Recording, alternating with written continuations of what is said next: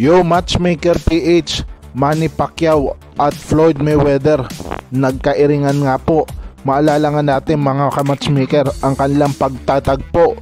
At dito nga po mga kamatchmaker ay para bang minaliit talaga ni Manny Floyd Mayweather ang ating pambansang kamao, sapagkat nung sa press conference nga po ay sinabi na paano niya tuturuan ang isang boksingero na para talunin siya, siya mismo ay hindi nga siya matalo-talo. Kaya nga po tumawa na lang si Manny Pacquiao.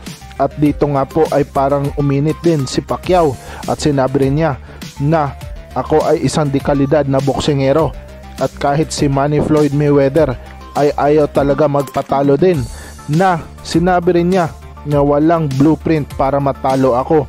Kaya dinuro-duro lang niya si Pacman at sinabi na kahit itong katabi ko ay hindi alam para talunin ako. Maalala nga natin sa laban nila mga kamatchmaker na nanalo si Manny Floyd Mayweather, ang pinakamalaking boxing sa kasaysayan ng buong mundo.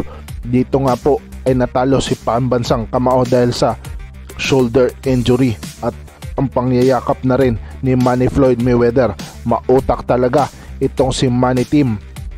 Ngunit takot pa rin kay Pacman dahil dito nga po ay iniiwasan niya talaga na labanan para sa rematch itong si Pacquiao, sapagkat alam naman niya na kahit matanda na si Pacquiao ay alam na niya paano talunin si Manny Team kung maglalaban sila muli, sapagkat alam ni Manny Team na may injury siya dati kaya hindi makasuntok.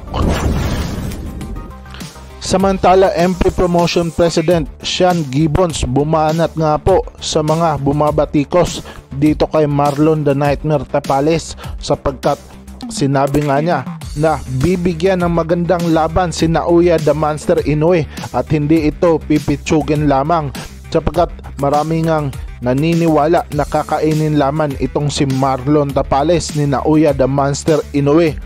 Ngunit sagot naman ni Sean Gibbons na itong si Stephen Fulton ay walang lakas na kamao para talunin itong si Naoya, kaya naman iwas lang ng iwas. At doon nga po ay nabagsak, pinahinto ang laban at natalo ng The Monster ang Amerikanong dumayo sa bansang Japan.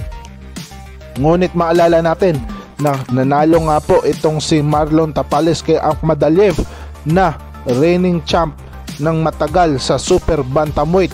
At hindi nga to basta-basta, sapagkat laging natitiko ang mga kalaban nito or knockdown. Ngunit nung kalaban niya si Marlon Tapales ay bigo itong depensahan ang kanyang dalawang belt, kaya nanalo ang ating kababayan na si Nightmare Tapales. Kaya naman sabi ni Sean Gibbons na maghunos dili ang mga nang aapi